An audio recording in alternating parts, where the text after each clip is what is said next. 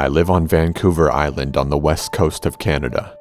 In the early 90s, a kid was abducted from a park in my neighborhood, and it quickly became a very high-profile case, and it still is today. I was around 3 years old when this happened, and my dad would have been 25-ish, only a few years into his career as a police officer. The missing kid part will come into play a little bit later, but it's important to know that this was going on when the events of this story were happening. My dad and his partner were on patrol one night, and they had a camera guy with them who was on a ride-along to film some shitty Canadian version of Cops or something. I don't think that this ever actually aired for reasons that will become obvious. It was unusual to allow someone along with a camera, and nowadays this would probably never happen. It was an otherwise quiet night, and as they were driving around, my dad spots this work van that belonged to a guy named Peter Hogben. My dad had pulled Hogben over before several times, the most recent being a few days prior because Hogben's insurance was expired. At that time, Hogben had a dead chicken hanging from his rearview mirror. This was really weird and very creepy, but not illegal. My dad let him off with a warning and told Hogben to get insurance, or the next time that he saw him, the van would be getting towed. So my dad and his partner see this van, and my dad gets dispatched to run it. And it comes back still without insurance, so they throw on the lights and pull Hogben over. Meanwhile, the cameraman is still filming all of this. They get out of the car and Hogben is pissed. He's yelling, eyes bugging out of his head, getting in my dad and his partner's space, probably veins bulging out of his neck, all of that. My dad explains that since he has no insurance that they were towing his vehicle. My dad said he remembers thinking Hogben was going to attack them, so they both had their hands on their holsters in case they needed to draw. Police shootings here are extremely rare, and in the 90s even more so. So the fact that they even felt it necessary to be ready to draw their sidearm shows how intense the situation was. While Hogben didn't end up attacking either my dad, his partner, or the cameraman, he did end up going full-on Hulk on the dash of his van, basically ripping it apart with his bare hands and losing his entire mind. These days, he'd probably be taken into custody based on that, but again, this was the early 90s. So while this was crazy and scary, it wasn't illegal. He shit-kicked his own car for a bit, tore out parts of the dashboard, and then, preternaturally, just calmed the fuck down. And then asked if he could get the tools from the back of his van, as he was a construction worker and needed them for his job the next day. My dad and his partner said that he could, so he grabbed an axe and his tool belt, which included a hammer and some other stuff, and off he walked into the night. As he walked away, my dad's partner said, "Jesus, man, he looks mad enough to kill someone." The entire incident was caught on camera by their ride-along camera guy. They towed Hogben's van, and their night went on as usual. Which is to say that nobody lost their shit and destroyed the dash of their own vehicles. The next night was their second night shift. They went to briefing, which is like a meeting before you begin your shift so that you know if you need to look out for anything specifically, or if you need to do curfew checks on people who are under conditions after being released from jail and that kind of thing.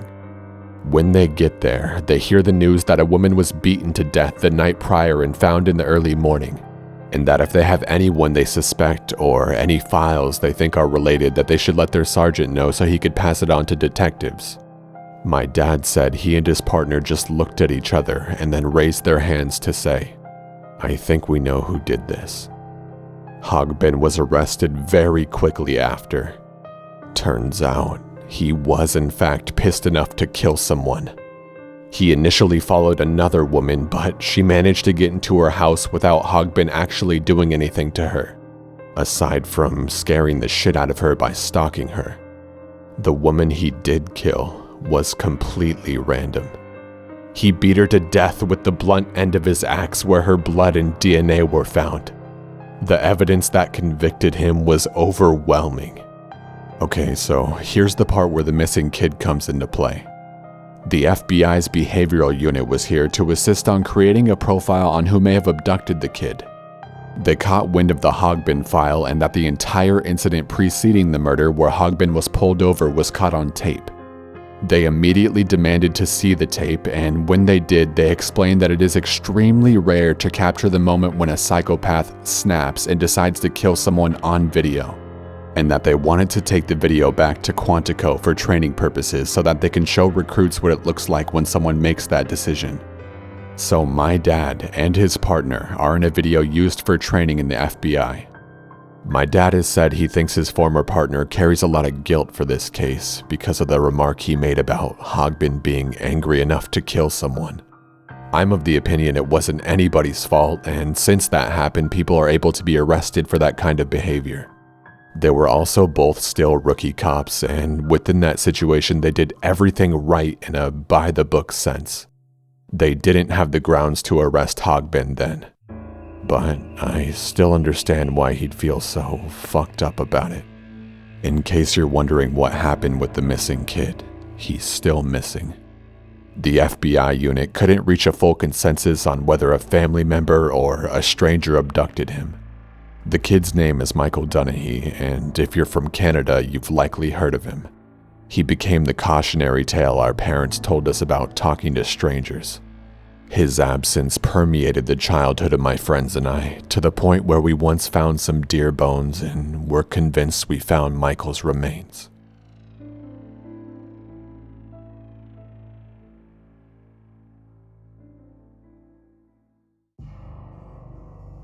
My mom has been a police officer for 2 years, and she was recently put on FTO for the patrol division a few months ago. For those of you that don't know what FTO is, it stands for Field Training Officer. Essentially, when a cop switches from one team to another, they're paired with an FTO who teaches them all about how to do their job in the new division. My mom moved from working in the jail to working on the patrol team. Now, what a lot of people don't realize is that patrol is an extremely dangerous division to be a part of. On patrol, a cop is out there by themselves with no idea of what they might face. In my mom's case, she had one other person with her, which is a little safer, but not by much. On patrol, a backup car could be miles away, which puts the officer in an extremely dangerous and vulnerable position should anything bad happen on the road. What you should know is that the county I live in is known for being one of the safest, most cop-friendly counties in the US. You would think that they gave my mom and her FTO some kind of advantage over the bad guys. Yeah, you would think. On September 2nd, my mom and her FTO received a call that there was a suicidal man with a gun who was holing up in his house. They raced over to the scene and parked the car several yards from the house, as was customary of arriving on any scene. This guy lived in a semi-rural part of town where houses were spread a little bit apart. This rural-ish neighborhood backs up to a middle and elementary school on one side, and there's also a hospital and a daycare just behind the schools, which will be important later. Anyway, my mom and her training officer exit the car and begin to approach the house to contact this armed, suicidal man. The two stopped dead in their tracks when they heard a gunshot being fired off right at them. My mom and her FTO scrambled to get behind the doors of the patrol car and frantically radio for backup. My mom's FTO quickly pulls out his rifle for better defense. Several other cars rush to the scene just as the guy charges out of the house, firing shots off at random. Bang, one shot. Seconds later, several more are fired off in the direction of the officers. They begin firing just as a strange sound grabs everyone's attention. A school bell. Shit, school just ended for about 1,000 middle school students, who would soon be gathering in buses, cars, and worst yet, walking home. The suspect heard the school bell too and quickly rushed into his RV, driving off in the direction of the school. All the while, this asshole is firing off shots at the officers. As officers chase after him, attempting to cut him off, shoot out his tires, anything, a haunting call comes over the radio. Officer down. Everyone at the call had no time to lose. They had to keep going and chase down the perp. They had to make sure he didn't get the chance to get to those middle school students. People were frantic, asking questions and looking for answers which no one knew. Holy shit, who's hit? Are they alive? Did anyone else get hit? Suddenly, someone cried out that it was my mom who got hit. Within minutes, I got dozens of texts asking if I knew what was going on, if I was okay, and some just informing me that my mom was shot. At the time, I was at work with no knowledge that any of this was happening. I stepped into the hall after receiving multiple text messages. I fell to my knees. My mom was shot.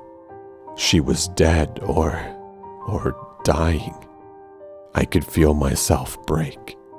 This fucker killed my mom. Moments later, everyone got word that the threat had been eliminated.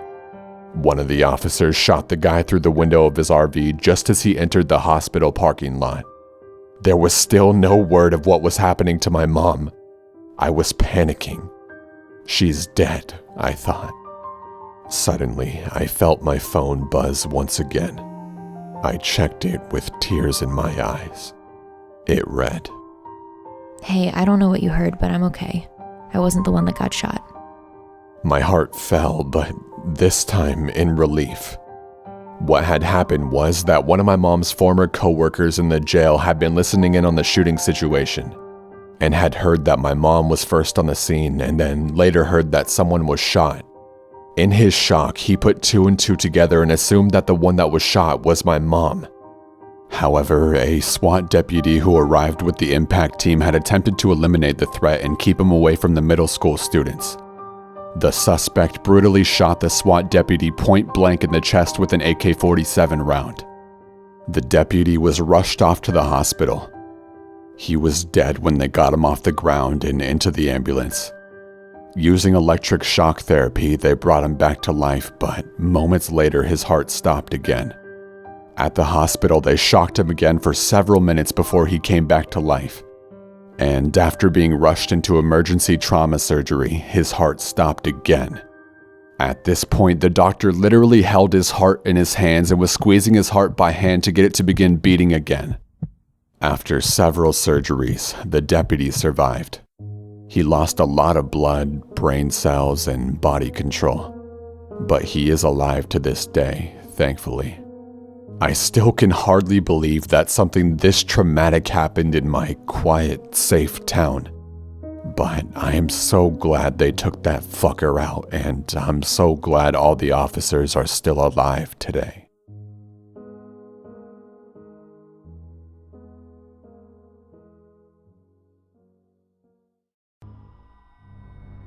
I got a report of a missing husband. He told his wife and family of 6 children that he was going to get his tires checked, but never returned.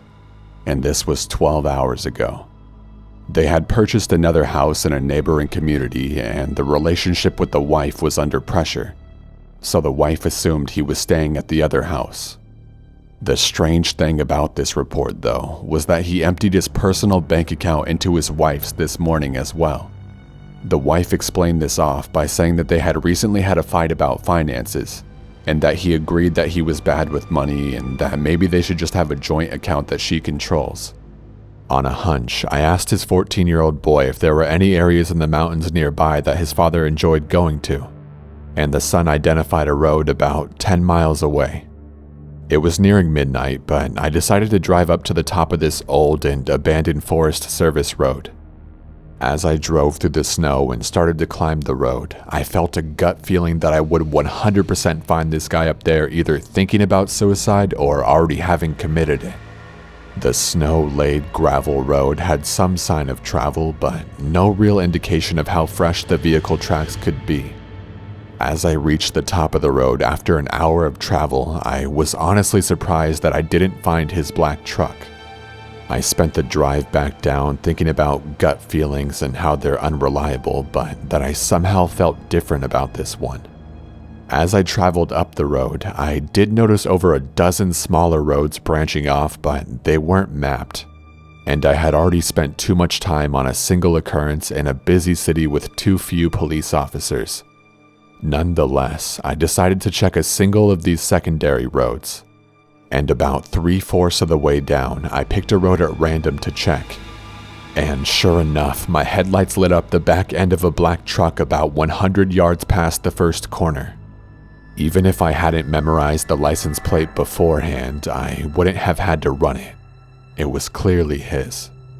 I radioed that I had found the truck, parked my vehicle, and traveled the 20 feet to his truck with my heart beating like I was doing it at a sprint rather than a normal walk. What I found inside was a mess of brains and blood caused by a self-inflicted shotgun wound under the chin. I'll save you from the description. There was just something about that gut feeling while traveling this abandoned and quiet mountain road, followed by a sense of being tricked by the gut feeling, then finding out it was true by discovering such a gruesome scene, having to wait 3 hours next to his truck waiting for body removal, and then to end it all by having to go to the family who was expecting good news to deliver to them the worst news possible. That makes me feel incredibly creeped out to this day.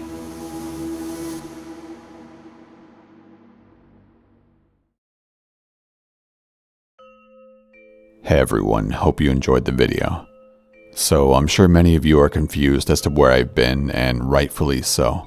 However, I don't think that the end of a video is a good place to even begin explaining, and many people aren't here for that, so here's the plan. After the release of this video, I'm going to try to put 1 or 2 more videos out on time before doing a live stream where I'll be transparently addressing a lot of things, explaining where I was and what's happening best I can. That way I can focus on getting the ball rolling on videos again, and afterwards just sit and be open and talk to you guys if I'm able. To make sure that you don't miss the live stream, if you're interested, please press the bell icon near the subscribe button so that you're notified when it happens. That will also notify you instantly every time I upload. If you don't want to do that, I usually notify everyone via Twitter or Snapchat a day or 2 before I do a live stream. If you can, I recommend you following me on social media. That way, if you're wondering where I am or something, you could just check Twitter and be like, oh, hey, he's alive. That's pretty cool. Or maybe you genuinely like me or something, but let's not get carried away. We also joke around sometimes, as you can see by this picture right here. Or on Snapchat, you guys can hear me lose my mind or post incoherent ramblings to my story that I usually regret in the morning. I'm pretty sure someone uploaded a video of me screaming to YouTube. Yeah, here it is. Corpse husband screaming on Snapchat. Wow, bless you guys. Thank you for putting that on the internet for everyone to see forever. Anyways, thanks for watching. I appreciate everyone who's watching this for sticking around, and have an awesome day.